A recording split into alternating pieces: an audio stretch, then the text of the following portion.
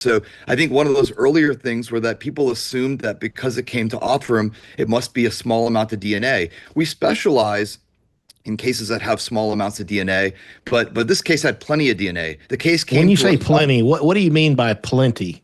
Because I Well, have just to no give you idea like in a, your world what yeah, that means. just to give you an idea, this case had about 500 times more DNA than the typical case Othram's been successful with. Wow. So hopefully that gives you a perspective. Now, relatively speaking, every forensic case, including this one, is going to have a small amount of DNA compared to, let's say, going to the doctor and, Yeah. spitting in a tube or drawing blood, right? All forensic cases have small amounts of DNA, but the amount of DNA was not even remotely limiting, and there was plenty for us to perform the work we Well, had and to. this wasn't a mixed source like sometimes you see mixed sources, mixed That's correct. DNA, whether Sometimes, it be in yeah. blood or some other type of bodily substance or whatever. But this was off the snap off of a knife sheath, right? And so that I can see where you could easily get that touch DNA from the thumb.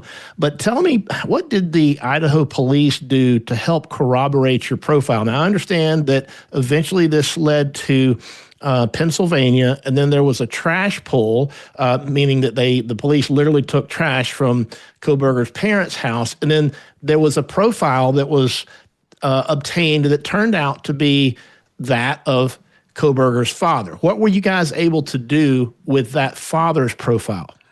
Well, that wasn't processed at Othram. So here's Okay. here's kind of the set of events. So the original DNA at the crime scene was processed by the Idaho State Police Forensic Services. There, they generate a profile, as you said, single source for an unknown male contributor that goes to CODIS. Then after that, they take the remaining DNA that they have and send that to Othram. Othram builds another profile. This is the one that has 500,000 markers for the unidentified male. Now Othram's work is done. Now there's genealogical work being done that begins to point eventually into the direction of the person that they ended up arresting.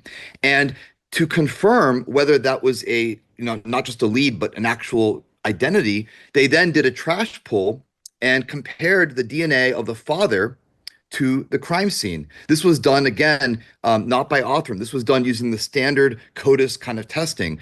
And when that confirmation came in, establishing that the person in the trash was a parent-child relationship to the crime scene, this led them to believe that they had identified the father. Even then, they're not done. Then they have to actually directly swab the mouth of the person that they arrested and show there was a one-to-one relationship.